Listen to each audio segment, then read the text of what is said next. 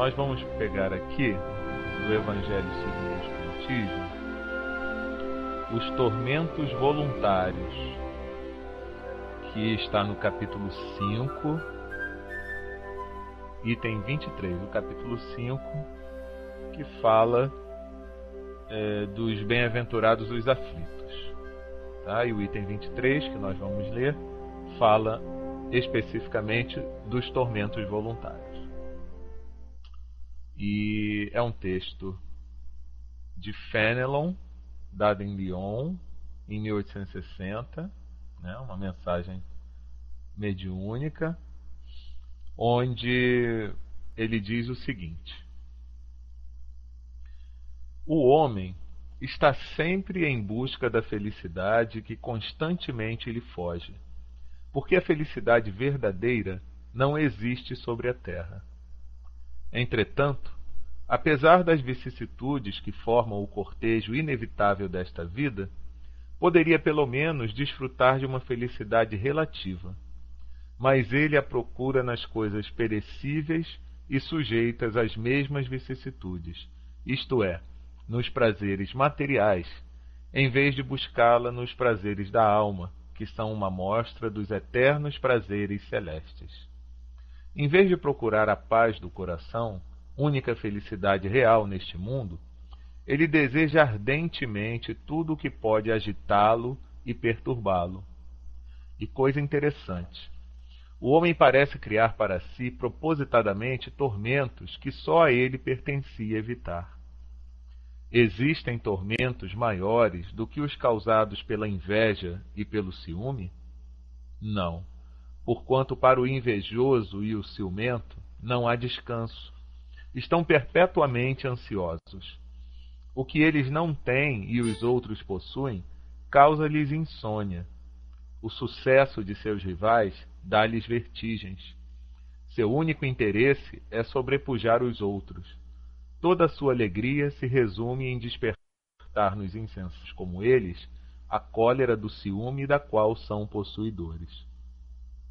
Pobres insensatos! Efetivamente sequer imaginam que amanhã talvez tenham que deixar todas essas futilidades, cuja cobiça lhes envenena a existência. Não é a eles que se destinam estas palavras, bem-aventurados os aflitos, porque serão consolados, visto que as suas preocupações não são daquelas que têm a sua compensação no céu.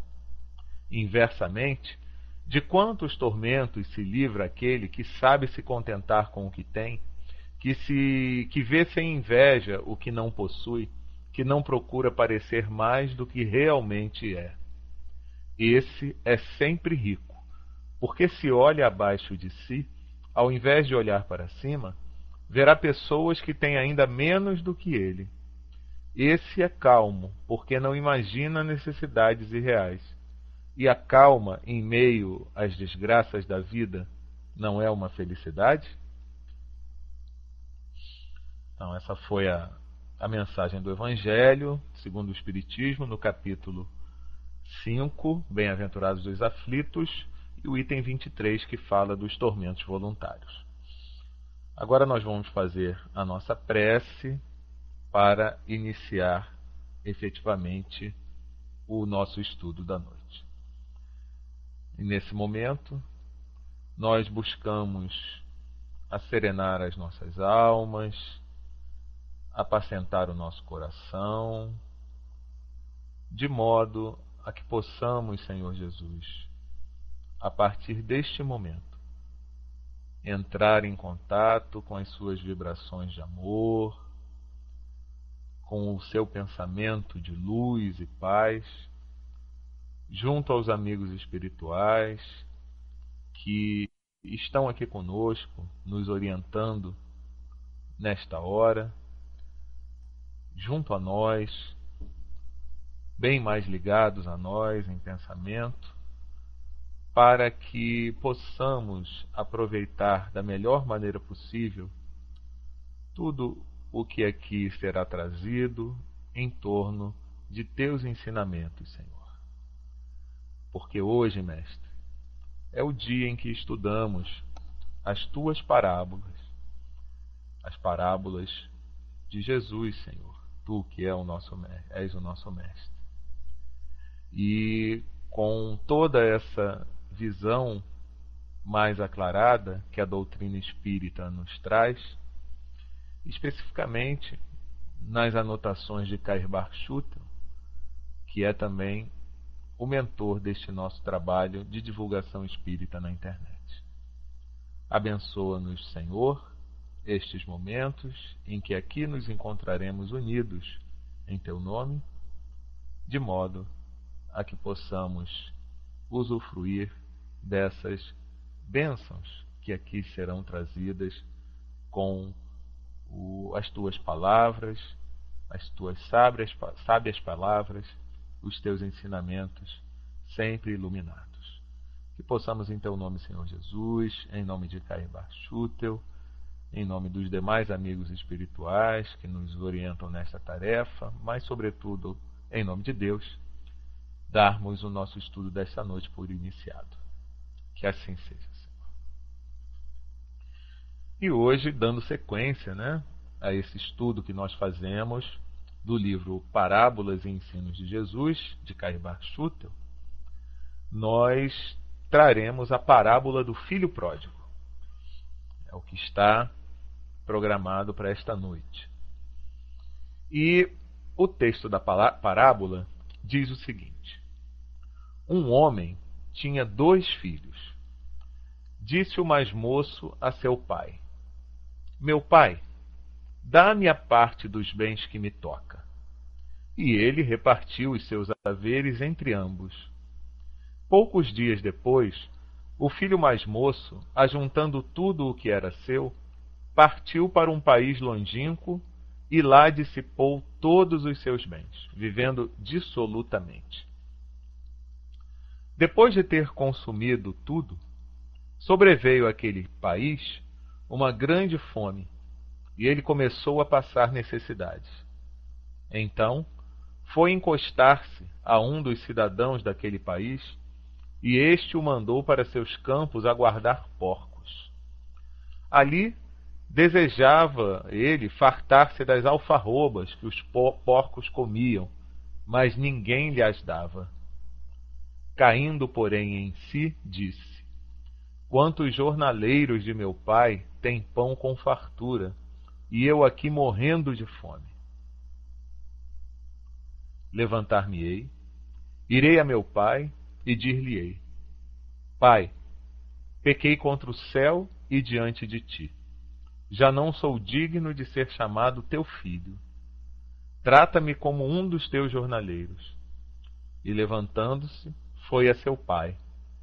Estando ele ainda longe, seu pai viu-o e teve compaixão dele. E, correndo, o abraçou e o beijou. Disse-lhe o filho: Pai, pequei contra o céu e diante de ti. Já não sou digno de ser chamado teu filho. O pai, porém, disse aos seus servos: Trazei depressa a melhor roupa e vestilha, e ponde-lhe o anel no dedo e sandálias nos pés. Trazei também um novilho cevado, matai-o, comamos e regozijemo-nos, porque este meu filho era morto e reviveu, estava perdido e se achou. E começaram a regozijar-se. Ora, o seu filho mais velho estava no campo. E quando voltou e foi chegando à casa, ouviu a música e a dança. E chamando os criados, perguntou-lhes o que era aquilo. Um deles respondeu: Chegou teu irmão, e teu pai mandou matar o novilho cevado, porque o recuperou com saúde. Então ele se indignou e não queria entrar. E sabendo disso, seu pai procurava conciliá-lo. Mas ele respondeu: Há tantos anos que te sirvo, sem jamais transgredir uma ordem tua, e nunca me deste um cabrito para eu me regozijar com os meus amigos. Mas quando veio este teu filho, que gastou teus bens com meretrizes, tu mandaste matar o novilho mais gordo. Respondeu-lhe o pai: Filho, tu sempre estás comigo, e tudo o que é meu é teu. Entretanto, cumpria regozijarmo-nos e alegrarmo-nos, porque este teu irmão era morto e reviveu, estava perdido e se achou. Essa parábola está em Lucas, capítulo 15, nos versículos de 11 a 32. As definições de vírus foram atualizadas.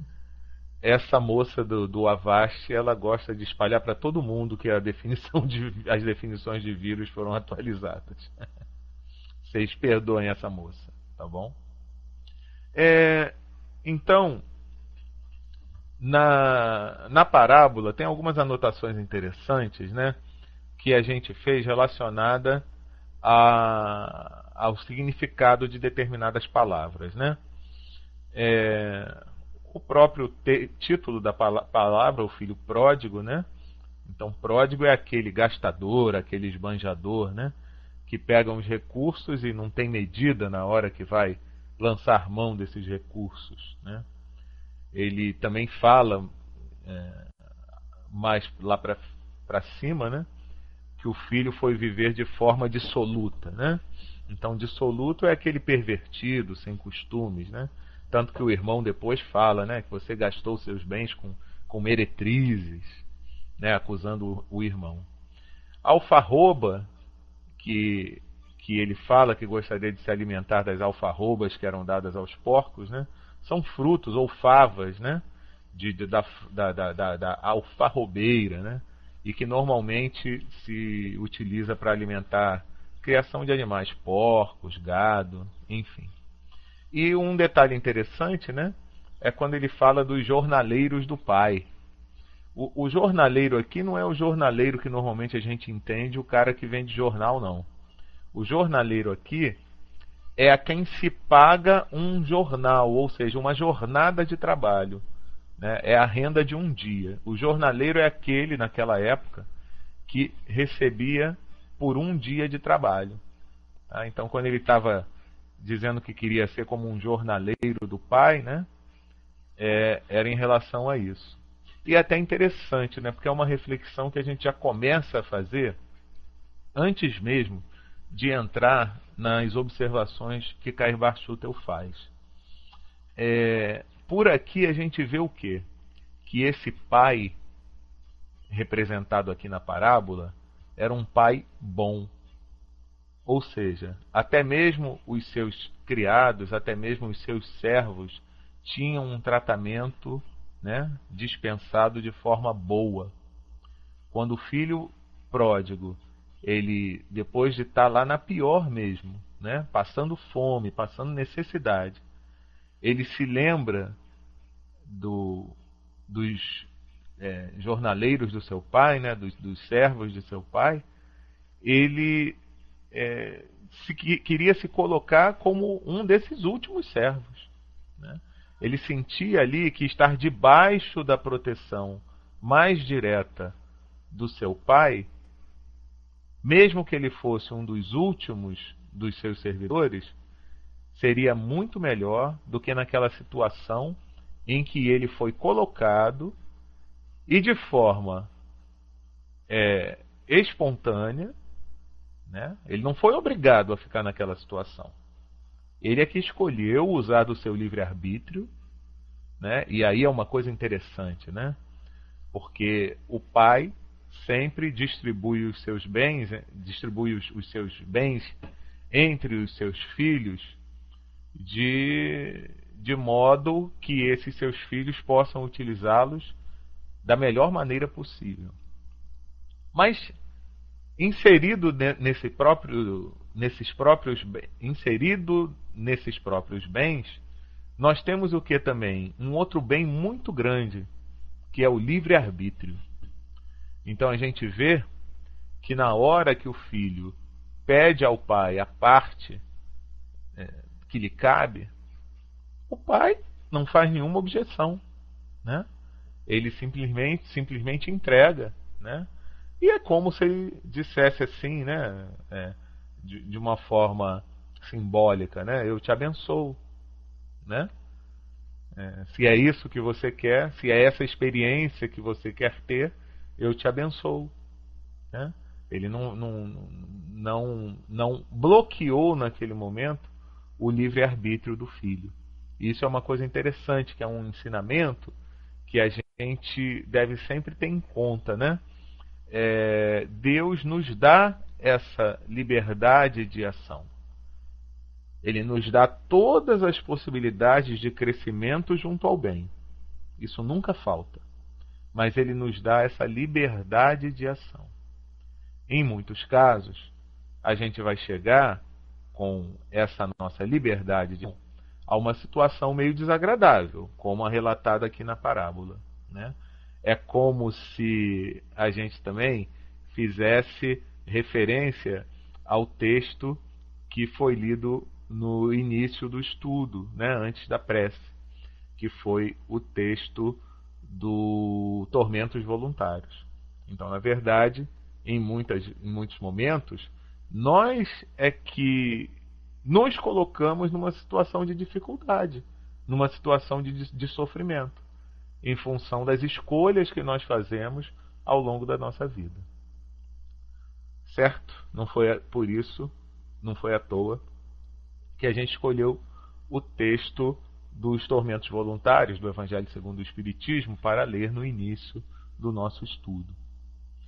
Agora, sim, as anotações de Kair Bar Schutel, né? Em algum momento, gente, se vocês quiserem fazer... Olha aqui. Eu não sei se vocês ouviram, mas a moça do Avast, ela mais uma vez falou aqui das definições de vírus que foram atualizadas. Ela quer se intrometer no nosso estudo a qualquer custo. É o livre-arbítrio dela, vamos respeitar. Então, nós vamos aqui passar para as anotações de Kair Bar Schutel, e lembrando que exatamente isso que eu ia falar, mano, é impressionante como você digitou exatamente o que eu ia falar. Que em qualquer momento que vocês quiserem participar, né, fazer alguma pergunta, alguma colocação em cima daquilo que está sendo estudado, vocês podem se utilizar da área de texto e fazerem suas colocações, tá ok? Obrigado aí, mano. Kair Bar Schutel, então, comentando a parábola, ele fala o seguinte: esta parábola imaginosa, relatada pelo evangelista Lucas, é a doce e melodiosa palavra de Jesus, dizendo aos homens da bondade sem limites, da caridade infinita de Deus. Então, isso é uma coisa para a gente anotar, né? Em todos os momentos, Deus se utiliza dessa bondade, desse amor para com todos os seus filhos, né? E desse amor em ação, dessa caridade que não tem fim e que cobre todos os seres, todos mesmo, indefinidamente. E ele prossegue: ambas as individualidades que representam o filho obediente e o filho desobediente simbolizam a humanidade terrestre. O pai de ambos aqueles filhos simboliza Deus. Uma pequeníssima parte da humanidade, personificada no filho obediente, se esforça por guardar a lei divina e permanece, portanto, na casa do Pai.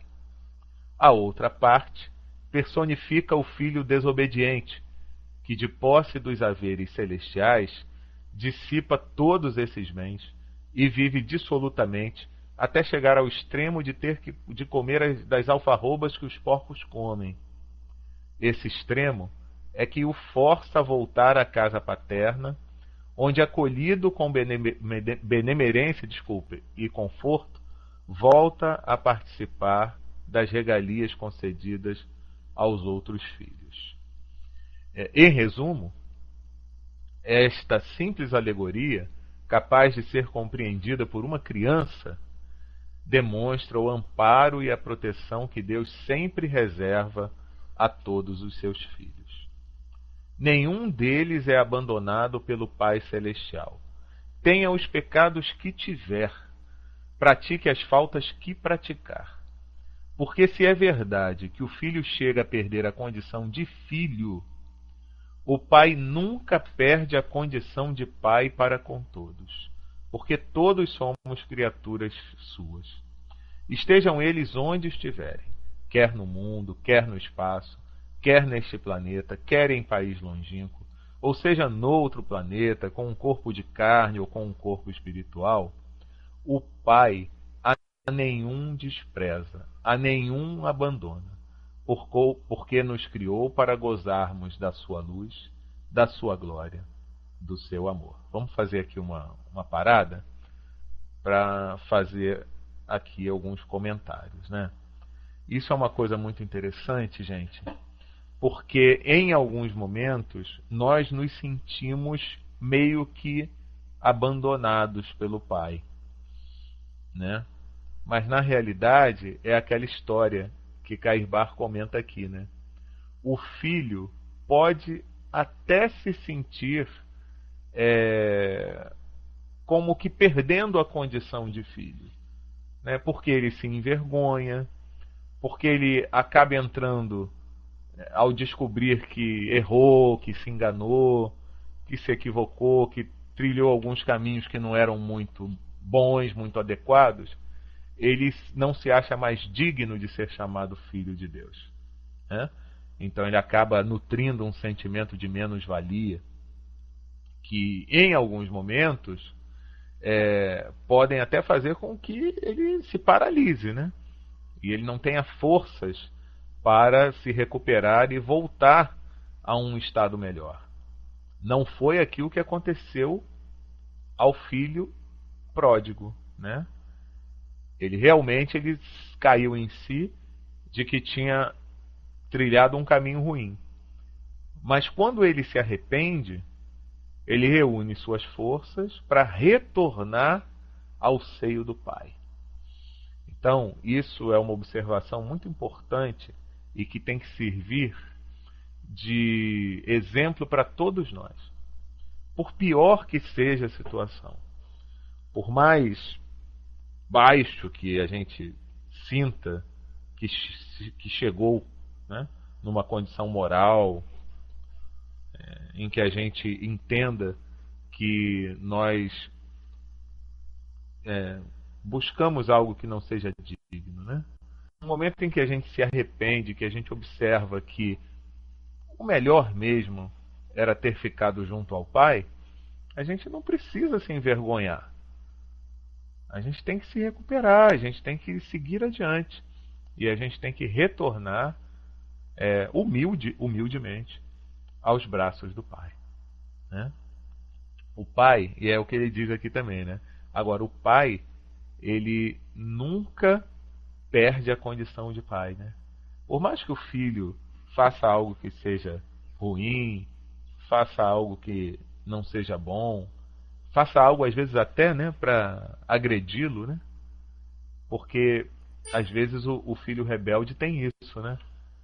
Ele comete certos atos como até que como se quisesse chamar atenção, né? E acaba agredindo o pai, né? Mas o pai não vai se sentir ofendido por causa disso.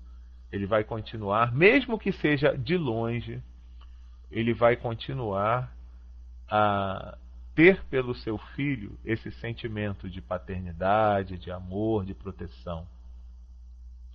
Vamos continuar aqui então. O Pai Celestial não é o Pai da carne e do sangue, pois, como disse o apóstolo, a carne e o sangue não podem herdar o reino de Deus. A carne e o sangue são corruptíveis, só o Espírito é incorruptível. Só o Espírito permanece eternamente. O Pai Celestial é Espírito, é Deus de verdade, Deus vivo. Por isso seus filhos também são espíritos que permanecem na imortalidade. A luz, a verdade, o amor não foram criados para os corpos, mas sim para as almas. Como poderia Deus criar um filho pródigo, a não ser para que ele, depois de passar pela experiência dura do mal que praticou, voltar para o seu Criador e, arrependido, propor o não mais ser perdulário, mas adaptar-se à vontade divina e caminhar para os destinos felizes que lhe estão reservados? Como poderia Deus criar uma alma ao lado de um inferno eterno? Que pai é esse que produz filhos para mandá-los atormentar para sempre? A parábola do filho pródigo é a magnificência de Deus e, ao mesmo tempo, o solene e categórico protesto de Jesus contra a doutrina blasfema, caduca e irracional das penas eternas do inferno inventada pelos homens. Não há sofrimentos eternos, não há dores infindáveis, não há castigos sem fim. Porque se os mesmos fossem eternos, Deus não seria justo, sábio e misericordioso. Vamos fazer aqui uma parada para a gente fazer algumas reflexões aqui em cima disso. Então, Kair Bar Schutel, ele até nesse trecho que a gente começou a ler agora, nesse trechinho, ele coloca ali que Deus teria criado, como poderia Deus criar um filho pródigo, né? Então ele coloca ali entre aspas, né? E na realidade a gente sabe o quê? Não é que Deus tenha criado o filho pródigo. Não é que ele tenha criado o filho na certeza de que o filho ia cometer algumas iniquidades e responsabilidades. Não. Como é que a gente aprende lá no Livro dos Espíritos? E eu até anotei aqui para depois vocês consultarem com mais calma, porque são muitas questões. Lá no item Progressão dos Espíritos, que vai das perguntas 114 a 127 do Livro dos Espíritos, a gente tem exatamente esse entendimento de que Deus cria os espíritos simples e ignorantes, e que através das experiências, das múltiplas reencarnações, é que os espíritos vão se desenvolvendo moral e intelectualmente, e vão chegando a um estado cada vez mais de perfeição relativa. Agora, esse tempo, né?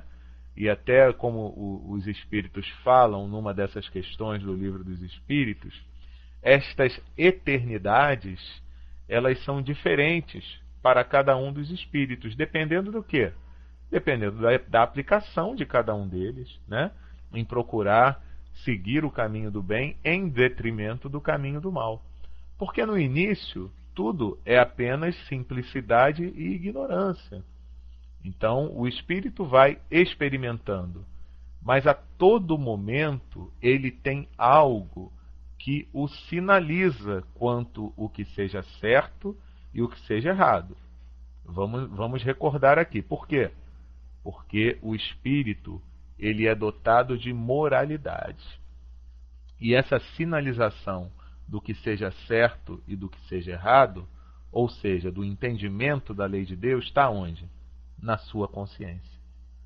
Então, ele sempre tem algo que interiormente o sinaliza se aquilo é certo ou se aquilo é errado.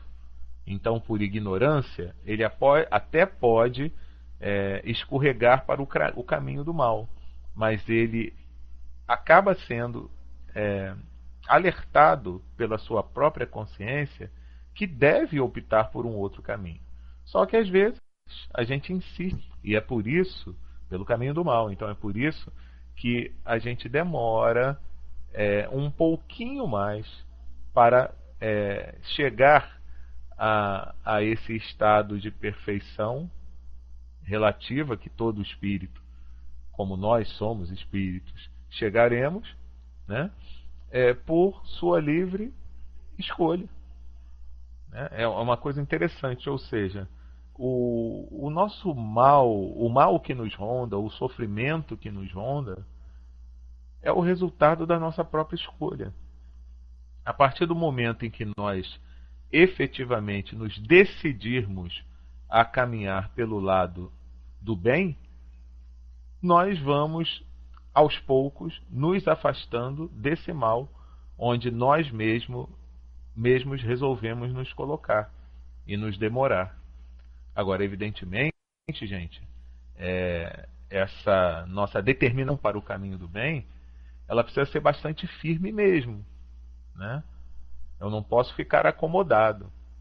É por isso que em alguns casos, né, a gente até entende pela experiência que mesmo você trilhando alguns caminhos que são tortuosos, em algumas vezes é melhor que isso aconteça do que eu ficar acomodado e parado, porque pelo menos eu estou experimentando, né? Estou experimentando seguir por algo que eu considero, pelo menos naquele momento, que seja o correto, né?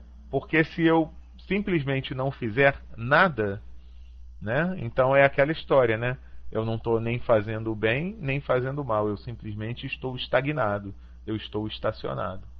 E a gente vê, né, que em alguns casos, tudo aquilo que a gente amealhou ou conquistou com as experiências, mesmo para o lado ruim, em termos intelectuais, elas nos serão úteis no momento em que eu me voltar para o lado do bem, né? E é por isso que quando o filho obediente ele se incomoda com a festa que foi feita para o filho pródigo que retorna, ele de certa forma, ele mostra que mesmo estando ao lado do pai, ele ainda não tinha conquistado certas virtudes, né? Então, que ele vai conquistar ainda, mas o fato puro e simples dele ter ficado ao lado do pai, né? Ou seja, é uma questão de espaço físico, né? Eu estou ali do lado do pai, não significa dizer que ele absorveu todas as virtudes do pai, né? Ele ainda precisa de experiências para que ele consiga conquistar essas virtudes, né?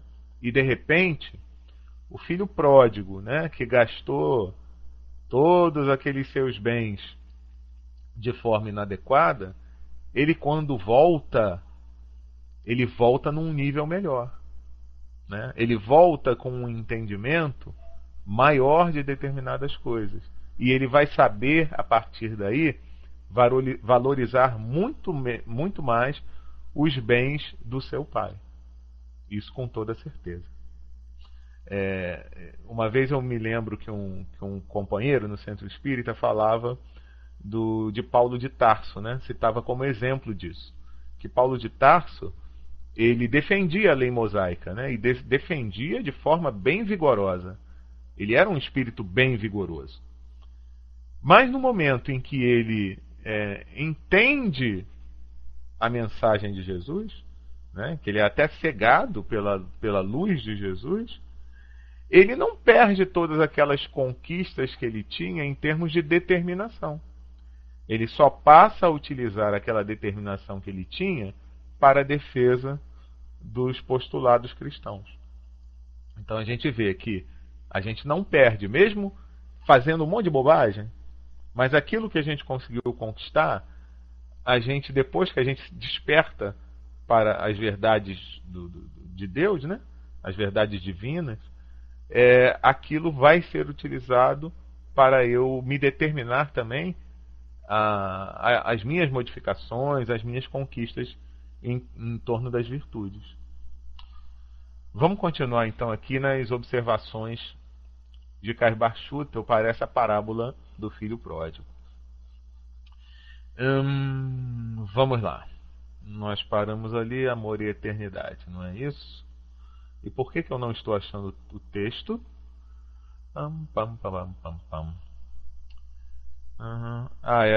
Agora é o A Gozos Eternos. Isso.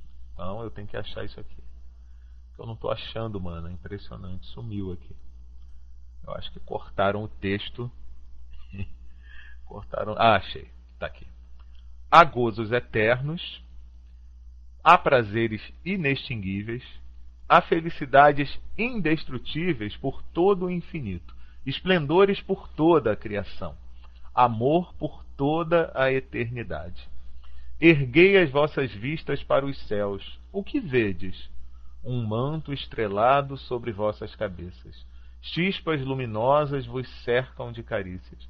Fulgurações multicores vos atraem para as regiões da felicidade e da luz. Olhai para baixo, para a terra, para as águas. O que vedes? Essas chispas, essas luzes, essas estrelas, essas cintilações retratadas no espelho das águas, nas carolas das flores, nos tapetes verdejantes dos campos. Porque das luzes nascem as cores, são elas que dão colorido às flores, que iluminam os campos, que agitam as águas. Ó homem, onde quer que estejas, se quiseres ver com os olhos do Espírito, verás a bondade e o amor de Deus animando e vivificando o universo inteiro. Tanto embaixo como em cima, à esquerda como à direita, se abrires os olhos da razão, verás a mesma lei sábia, justa, equitativa, regendo o grão de areia e o gigantesco sol que se baloiça no espaço.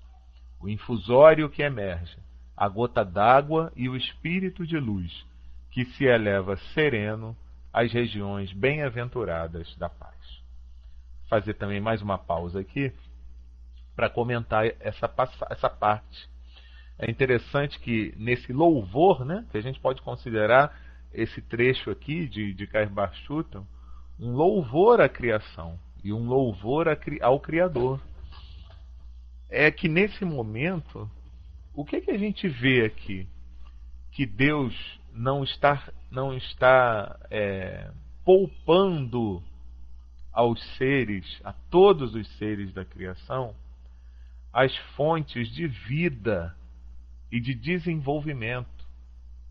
Então, mesmo num momento em que eu me considere ali como o último dos seres, aquele camarada que fez um monte de bobagem, aquele camarada que dissipou alguns bens divinos, né? E que optou por caminhos que não são os mais adequados, sempre vai haver uma forma de eu beber novamente na fonte divina, da fonte divina.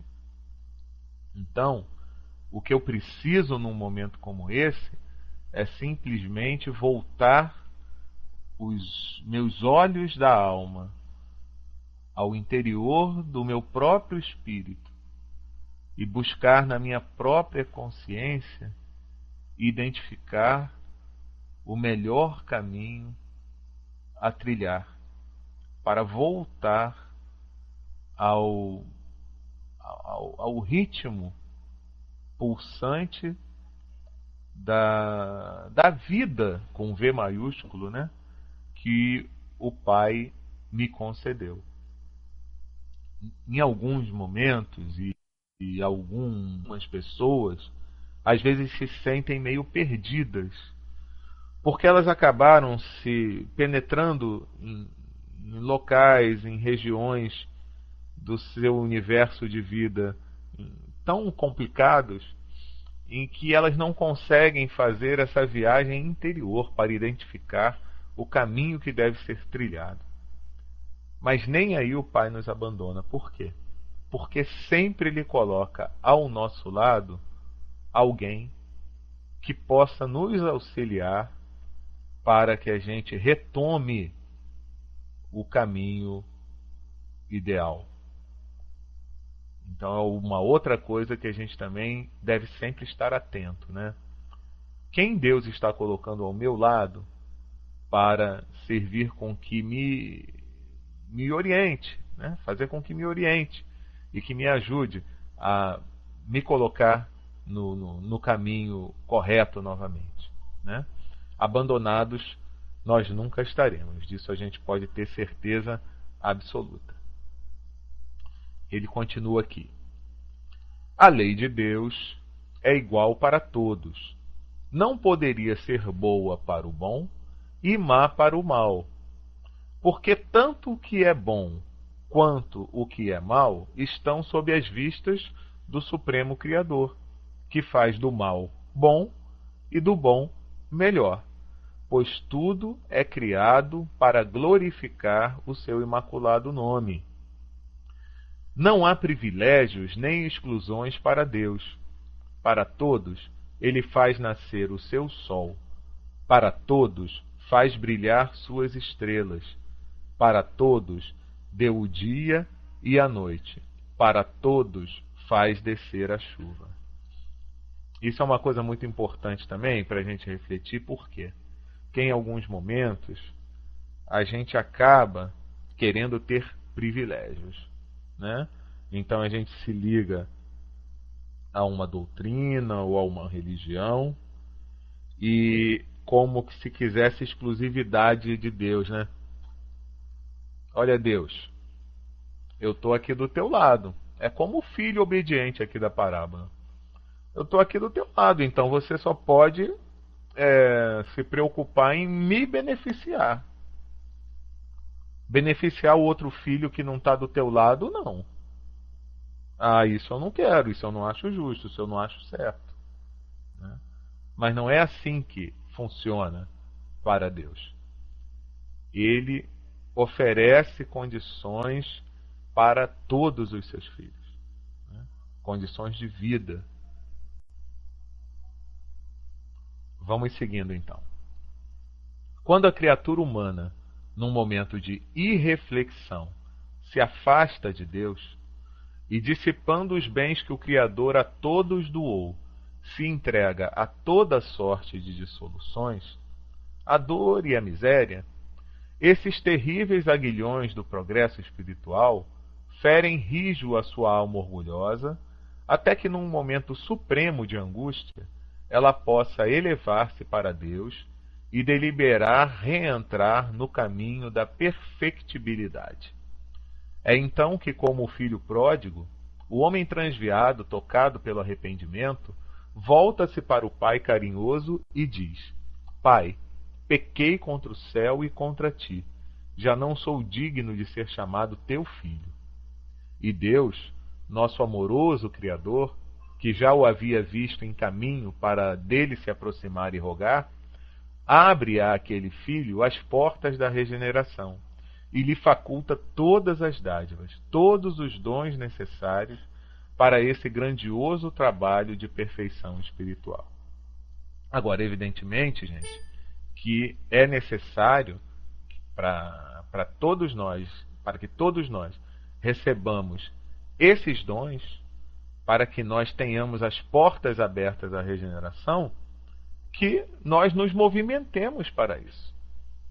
Então, é a parte que nos cabe, né? No momento em que eu estou afastado, um pouco afastado do Pai, mas que eu me dou conta de que o caminho correto não é aquele, e que eu me arrependo dos caminhos que eu trilhei, e aí sim eu faço um movimento para voltar ao Pai.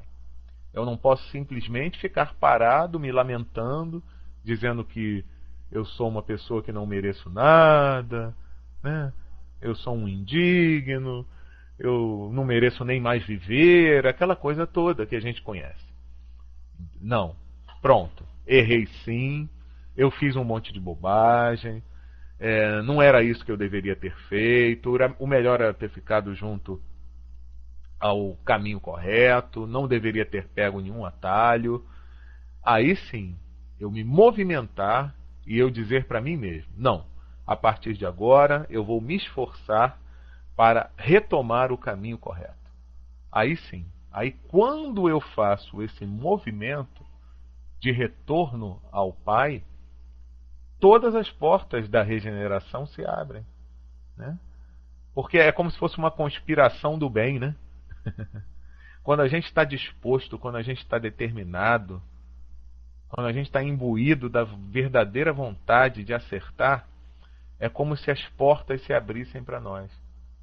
A gente não vai deixar de ter sofrimento, a gente não vai deixar de ter dificuldades, a gente não vai deixar de ter obstáculos, mas é como se a gente tivesse fortalecido para conseguir ultrapassar esses obstáculos, superar essas dores, passar por esses sofrimentos de uma forma melhor.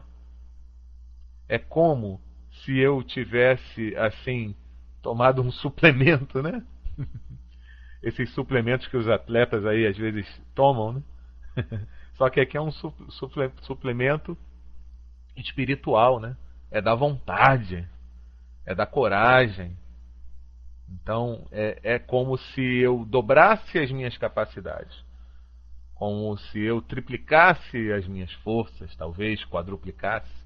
Então eu multiplico isso e por um movimento que é nosso. Olha que coisa legal, né? Só depende de quem?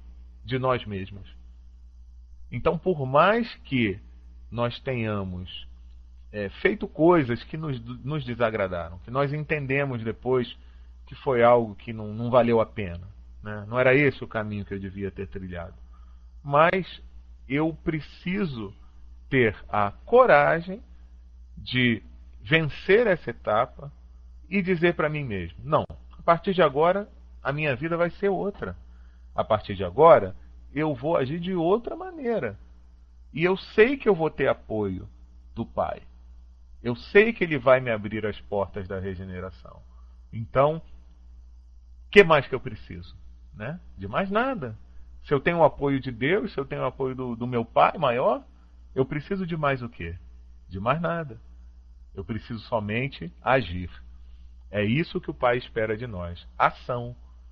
Então a gente precisa fazer a nossa parte, porque o resto Ele já deixou preparado de uma maneira adequada e que se encaixa perfeitamente às nossas necessidades. Vamos seguir. Está escrito no Evangelho que houve um banquete com música e festa à chegada do filho pródigo à casa paterna. Está escrito mais, que o pai mandou ver a melhor roupa para vestir o filho que voltou, as melhores sandálias para lhes resguardar os pés, e ainda lhe colocou no dedo um belo anel. Tal foi a alegria que teve, e tal é a alegria nos céus quando uma alma transviada para os céus se volta. Olha aqui, gente, sabe por quê? Porque aqui é como se fosse uma simbologia, né? A alegria, né, com que o Pai Celestial fica quando um filho que estava transviado ele se volta de novo ao seu seio, é representada aí por esse banquete, né? Só que aí o que Cairbar fala aqui? Que está escrito mais, que o pai mandou ver a melhor roupa. Então é a melhor oportunidade que se encaixa naquele momento para o seu filho, né? Aquela oportunidade que vai vestir o filho e que é o tamanho adequado para o filho, porque tem isso também, né? Não adianta ser uma roupa muito grande que não vai ficar acomodada. As melhores sandálias, então lhe dá ali um suporte também, né? E ainda lhe colocou no dedo um belo anel. Olha só que legal. É como se fosse ali uma aliança, né? Eu aqui estou voltando a formar uma aliança com o meu pai. É um simbolismo muito interessante. E aí, Cairbar continua. O pai está sempre pronto a receber o filho pródigo, e os céus estão sempre abertos à sua chegada. Não há falta, por maior que seja, que não se possa reparar, assim como não há nódoa, por mais fixa que pareça, que não se possa apagar. Tudo se retempera, tudo se corrige, tudo se transforma, do pequeno para o grande, do mal para o bom, das trevas para a luz, do erro para a verdade. Tudo limpa, tudo alveja, tudo reluz ao atrito do fogo sagrado do progresso. Tudo se aperfeiçoa, tudo evolui, todas as almas caminham para Deus. Aliás, essa é uma fatalidade da qual a gente não pode fugir, né? Nós todos estamos caminhando para Deus. O tempo que cada um vai chegar lá depende de quem? De nós mesmos. Eis o que diz o Evangelho, continua Cairbar. Mas o Evangelho de Jesus Cristo, o Evangelho do amor a Deus e ao próximo. Completando a parábola, vemos que o filho pródigo recebeu os bens, saiu de casa, esbanjou-os dissolutamente numa vida desregrada. E o que não foi pródigo, o filho obediente, por seu turno, enterrou seus bens, como aquele que enterrou o talento da parábola. Vocês lembram da parábola dos talentos? Já foi estudada por aqui também. Vocês não acompanharam o estudo da parábola dos talentos? Ah, então vocês vão entrar no nosso site, www.espiritismo.net, procurar lá a seção Paul Talk, estudos interativos, e vocês vão achar lá a nossa galeria multimídia com os estudos anteriores. O que diz o Evangelho que o filho obediente fez dos bens que possuía? Então, outra reflexão que Cairbar está fazendo. Ele, o filho obediente, vivia à custa do pai, participava de todos os bens que havia em casa, e com a chegada do irmão, ao ver a festa com que aquele foi recebido, entristeceu-se, cheio de egoísmo, de avareza, revoltou-se contra o pai. É aquilo que a gente falou mais anteriormente, né? Que mesmo ele estando ao lado do pai o tempo todo, ele ainda tinha algumas virtudes a conquistar, né? Então aqui vê que ele ainda estava eivado de egoísmo, de avareza. Infelizmente, é assim esta atrasada humanidade. Ela se compõe de filhos pródigos e de filhos obedientes. Mas estes parecem ser ainda piores que aqueles. Gente, é uma reflexão para a gente fazer pelo seguinte: em alguns momentos, a gente acha que só porque está dentro de uma religião, dentro de uma doutrina, que a gente já está bem, entendeu? E que já está tudo certo, né? Que a gente já está salvo. E não é assim, gente. Tá? Tanto os pródigos quanto os ditos obedientes têm muito a conquistar ainda, né? Evidentemente que, se eu tenho a consciência que o caminho melhor a ser trilhado é do lado do meu pai, eu devo permanecer do lado do meu pai, né? Usando da melhor maneira possível os bens que ele me concede. E ele continua aqui. E tanto é verdade o que nos passa pela mente, que ao concluir a parábola, o mestre exalta os pródigos que voltam e censura os obedientes que ficam, não só com os bens que receberam, como também com as paixões mais de que não se querem despojar. E fecha o comentário Cairbar Schutel da seguinte maneira: mas a humanidade progride, e este mundo passará, a hierarquia mais elevada, com a vinda de espíritos melhores, que nos orientarão para o bem e o belo, para a realização total dos nossos destinos. Nesse finalzinho, a gente se lembrou daqueles itens finais lá do livro A Gênese de Allan Kardec, né? Que fala da geração nova. É o capítulo 18 da Gênese, itens 26 a 34, que a gente sabe que o nosso planeta está passando de um mundo de expiação e provas para um mundo de regeneração, né? Para essa hierarquia mais elevada, e isso só acontece, evidentemente, a partir do momento em que nós, moradores do planeta, nos melhoramos, né? O mundo só melhora por conta da melhoria dos seres que o habitam, né? Não é ao contrário. E uma reflexão interessante que a gente faz é que tudo isso só acontece com a permissão divina, né? É com esse sentimento de paternidade, de amor infinito, de caridade sem condições que ele deposita sobre todos nós. E quando eu estava refletindo sobre isso, me veio aqui à mente, para a gente fechar aqui, que já está no horário, né, as nossas reflexões, é esse sentimento de paternidade e de proteção, né? Ou seja, Deus nunca nos abandona, e que de certa forma vai sendo passado também por aqueles espíritos que nos tutelam. Nesse ano de 2012, no mês de abril, num momento em que nós estávamos comemorando os 15 anos de aniversário do nosso trabalho, do Espiritismo.net, nós tivemos a oportunidade de participar num dos momentos do encontro que nós fizemos com toda a equipe aqui no Rio de Janeiro, de uma reunião mediúnica no Centro Espírita Leon Denis, onde, através do médium Joaquim Couto, o espírito de Cairbar Schutel, né, que é o nosso mentor dessa nossa tarefa, respondeu a algumas perguntas, trouxe algumas mensagens, algumas orientações.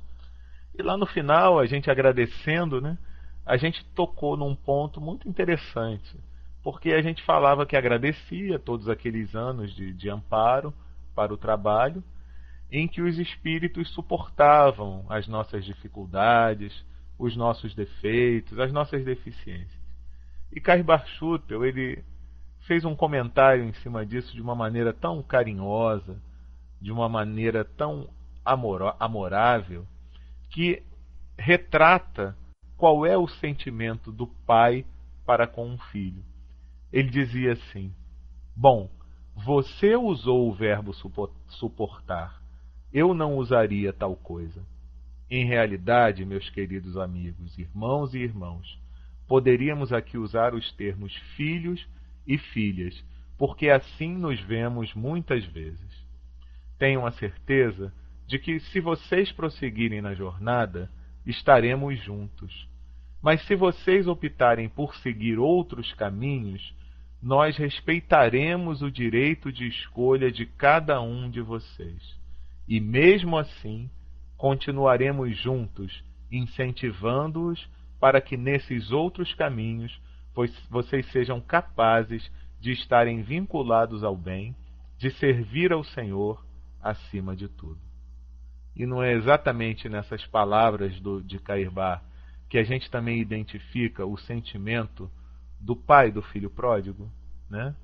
Então, ele respeitou a decisão, mas mesmo assim continuou amando o filho e o recebeu de volta com todo o carinho, com toda a alegria e com toda a felicidade. Porque o bom pai, ele respeita a liberdade de ação do seu filho. E mesmo que seja de longe, a parábola não retrata, mas quem sabe de longe, ele, através de algum servidor, ele também não ficou observando o seu filho, né? Saber o que estava acontecendo, para saber o que estava acontecendo e para saber se ele também não podia dar um apoio, mesmo que indireto. É isso, meus amigos. Essas foram então as reflexões que a gente podia ter feito dentro do tempo que nos cabia para a parábola do filho pródigo. Espero que tenha sido de utilidade, tá? E que a todos vocês possa ter sido útil de alguma maneira, possa ter sido importante para as próprias reflexões que a partir de agora vocês vão começar a fazer. Porque aqui a gente faz alguns comentários, né? Reflete sobre alguns pontos, mas isso tudo vai detonar em nós mesmos a possibilidade de parar para pensar um pouco mais sobre esses assuntos. Obrigado aí pela paciência de todos e lembrando que esses estudos do livro Parábolas e Ensinos de Jesus, eles são realizados todas as primeiras e quintas, quando tem, terças-feiras do mês, de 7h30 às 8h30 da noite. Tá legal? Vamos então fazer a nossa prece para que a gente possa efetivamente dar por encerrado o trabalho. Possamos então, nesse momento, Senhor Jesus, te agradecer pela oportunidade renovada do estudo da tua mensagem, da tua palavra, sob a claridade da doutrina espírita. Abençoa, Senhor, a cada um de nós aqui presentes, encarnados e desencarnados, que possamos sempre, Senhor, buscar não só entender as tuas leis, os teus ensinamentos, mas também procurar com toda a nossa força, Senhor, colocá-los em prática, Que possamos, Senhor, nos mirar no Teu exemplo enquanto esteve conosco aqui na terra, para que possamos, Mestre, de alguma forma, fazer algo que seja digno de verdadeiros filhos de Deus. Que possamos, em Teu nome, em nome de Deus, acima de tudo, em nome de Caibar Schutel e toda a sua equipe, darmos por encerrado o estudo desta noite. Que assim seja, Senhor. Graças a Deus.